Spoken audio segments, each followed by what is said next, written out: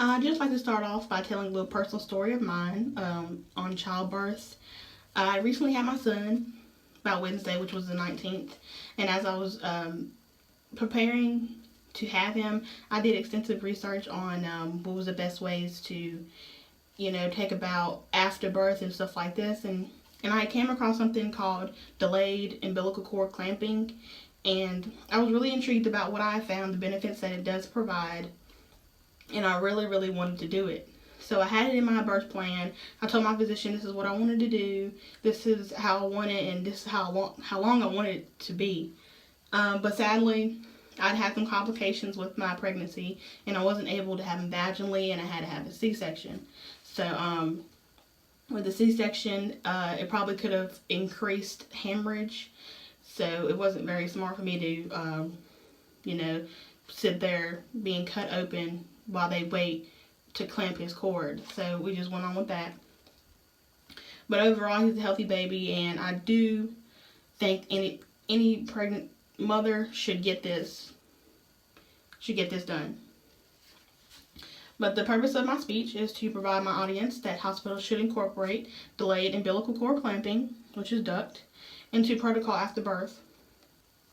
This method will limit newborn health problems and fatalities while providing crucial benefits in the future. So what is delayed umbilical cord clamping? Duct is basically just the prolonged time between the time the baby comes out and the time that they clamp them. So the amount of time that they spend clamping him is basically just the time between delivery and him still being out. So that's just basically what it is. But sadly, some newborns are born nowadays with fevers, colds, and sometimes even sicknesses that aren't curable at the time. So, but proper medication and treatment do prevent that and do treat these sicknesses. But some doctors are trying to go towards a more natural stance because some medications can make the baby sleepy and can interfere with other cycles like breastfeeding and things like that.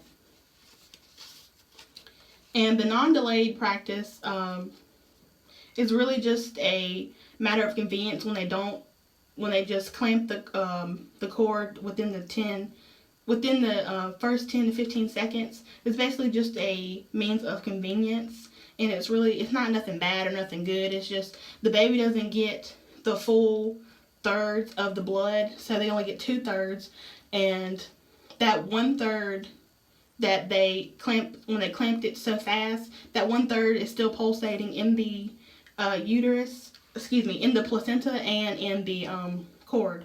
So the baby's not getting all the blood that they need. And this topic has been debated since early 1800s. So it has been around for some decades, and it's nothing new to any physicians nowadays, respected or new. So although records show that they don't have a set person on who really discovered or who really founded cord clamping, but there are many respected physicians of that time that did have their opinion and were practicing at the time. And one of the respected physicians was Aramis Darwin in 1796, a philosopher, a botanist, and the grandfather to Charles Darwin, believed that the tying and cutting of the navel string too soon was very injurious to the child. He also believed that the cord should also be left till the child has not only repeatedly breathed, but till all pulsation in the cord ceases, as otherwise the child is much weaker than ought to be, and a part of the blood being left in the placenta, which ought to have been left in the child. And according to one of today's physicians, her name is Maria A. Muscala, MD, the lead author of Committee Opinion, states the practice in itself has clear health benefits for both preterm and term infants.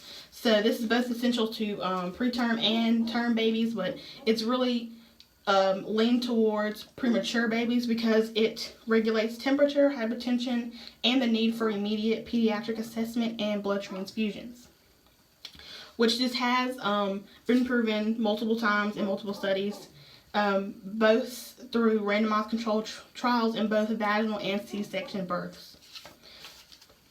And one study is the Cochrane study, a meta-analysis of 15 trials with 3,911 women, says that delaying cord clamping for as long as 3 minutes increases blood volume and therefore red blood cells counts and in iron storage capacity. And as a result of this beneficial practice, Canada is right now #1 in this practice, leading, and they say it's very intuitive. In a recent survey conducted by a physician named Miss Hutton, and when she conducted this survey, she said 60% of the practitioners are already practicing the cord clamping in Canada. So there's already babies out here not needing the necessary, the other medicines that they're getting, like they're getting in America when they just clip them 10 to 15 seconds. And this simple change in policy is a huge difference in the baby's birth. Just 2 to 3 minutes can be a big change. And Hutton said delaying the cord clamping increases the baby's blood volume by 40% by just those 2 to 3 minutes. Hutton says that delaying the clamping increases the baby's blood volume by 40%. And just by those 2 to 3 minutes, which costs nothing and it has no downsides. So that means baby can be healthier with no adverse effects to mom. This is a new report from the Cochrane collaboration as well. And also delaying the clamp just as little as just a minute can increase the child's blood volume just as it says.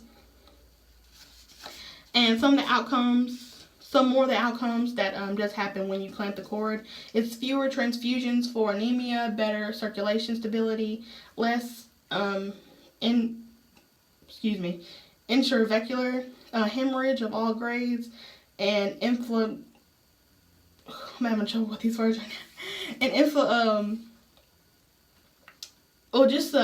a disease that occurs in the intestines of premature infants, a higher hemoglobin concentration at 24 to 48 hours of life, lower likelihood of iron deficiency at 3 to 6 months.